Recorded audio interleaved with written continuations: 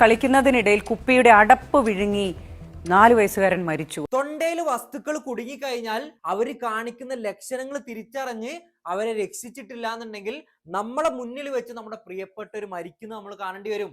2 രീതിയിലാണ് തൊണ്ടയിൽ കുടുങ്ങാറുള്ളത്. ഒന്നാമത്തെ രീതി എന്ന് പറയുന്നത് കംപ്ലീറ്റ് ആയിട്ട് ബ്ലോക്ക് ആവും, ആ വസ്തു വന്ന് ഫുൾ അടഞ്ഞു പോകും.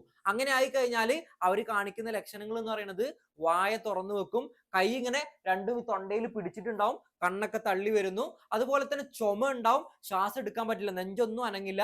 കുറച്ച് കഴിഞ്ഞാൽ അവർ ബോധം കെട്ട് വീഴാണ്. കൈവിരല് ചുണ്ടിന്റെ ഭാഗത്ത് നന്നായിട്ട് നീലച്ചിരിക്കുന്നുണ്ടാവും. ഇത് കണ്ടു കഴിഞ്ഞാൽ നിങ്ങൾ ഉറപ്പിച്ചോ ഏറ്റവും എമർജൻസി ആയിട്ടുള്ള കണ്ടീഷൻ ആണ്. രണ്ടാമതായിട്ടുള്ളത് കംപ്ലീറ്റ് ആയിട്ട് ബ്ലോക്ക് ആയിട്ടില്ല, ചെറിയ ബ്ലോക്കേ ഉള്ളൂ, പാർഷ്യൽ ഉള്ളൂ, അപ്പൊ ചെറുതായിട്ട് അവർക്ക് ശ്വാസം കിട്ടുന്നുണ്ട്. അങ്ങനത്തെ കേസിലും ചുമ ഉണ്ടാവും, ചെറിയ ചെറിയ ഒച്ചകളൊക്കെ വരും. നമ്മളൊക്കെ ചിലപ്പം ഒച്ച എടുത്ത് നമുക്ക് വിളിക്കാൻ തോന്നും. മുന്നത്തെ കേസിൽ ഒരു സൗണ്ട് അവർക്ക് പുറത്തേക്ക് വരില്ല.